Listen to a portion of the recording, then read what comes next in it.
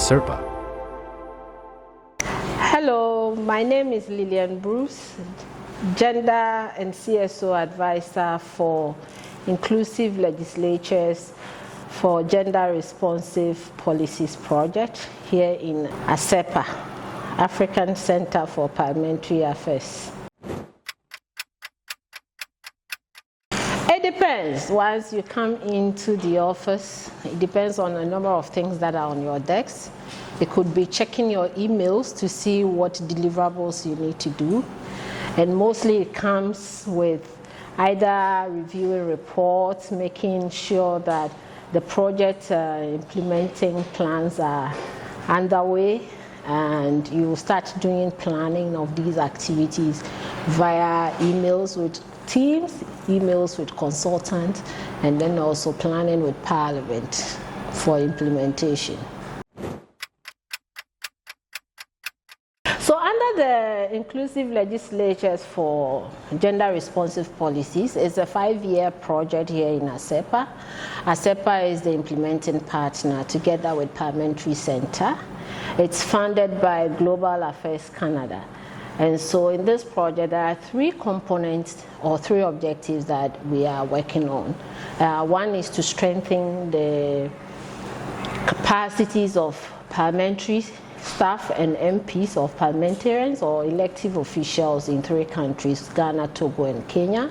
The second one looks like how we can make the parliamentary processes more effective, impactful, and also responsive.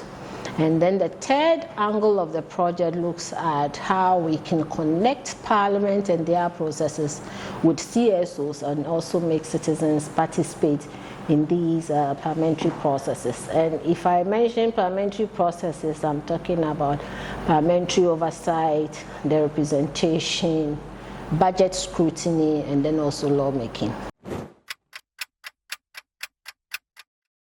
In this project that I worked on, we try to work to strengthen these African parliaments, and that's one of the main pillars of ACEPA's strategic mission. And so it's really aligned in terms of how we are reforming parliamentary processes, how we are building capacities of both MPs and staff to ensure that they have an effective representative organization or bodies, get knowledge to see how they can make their systems, their processes much more open, transparent, and effective. There has been a number of, I would say, achievements that we have chopped within the 4 years of the project. Come to think of how we have empowered the capacities of both MPs and staff in Ghana, Togo, and Kenya with regards to GE lawmaking, with regards to oversight, and also how budget are scrutiny so they would have gender responsiveness in all these processes.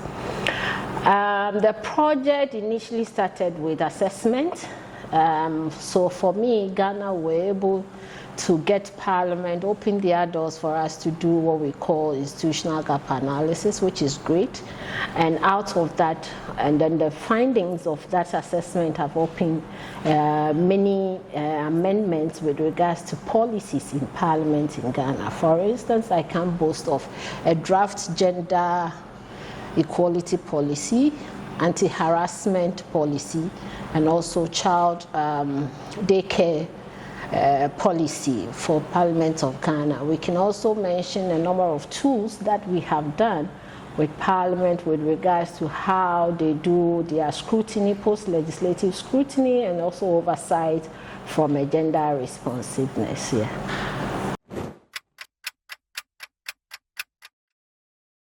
These achievements didn't come on a silver platter. They are quite challenging to work with Parliament. Parliament is a procedural institution, and so sometimes getting them and engaging them means that you need to be a bit procedural also in your work in terms of bureaucracy, writing memos, invitations here and there. And you realize that most of the times their calendar is not part to the project calendar. And so you could see at the time that the project needed to be implemented, then Parliament is out in recess.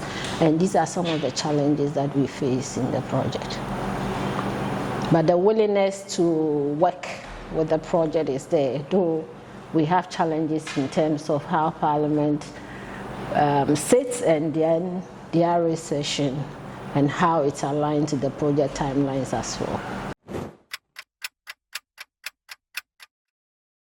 One key component of the project is to connect citizens to parliamentary processes. And so for me, I think that we are doing well in that regard in terms of connecting Parliament with citizens through a number of guides and approaches that we have developed and currently testing them.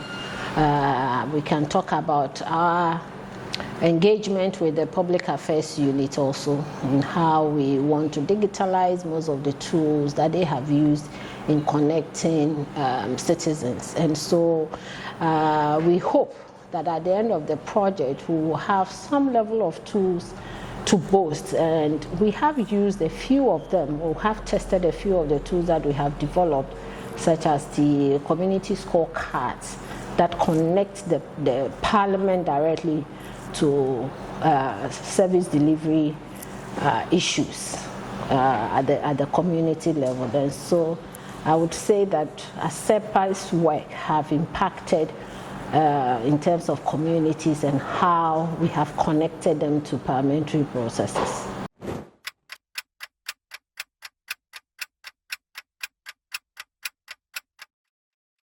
Oh, the environment, the teamwork, the bonding, the team building that we have in the office keeps us going, and I think that we have to keep it up.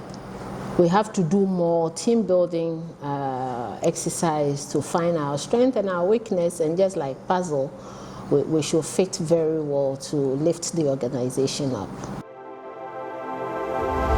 ACEPA.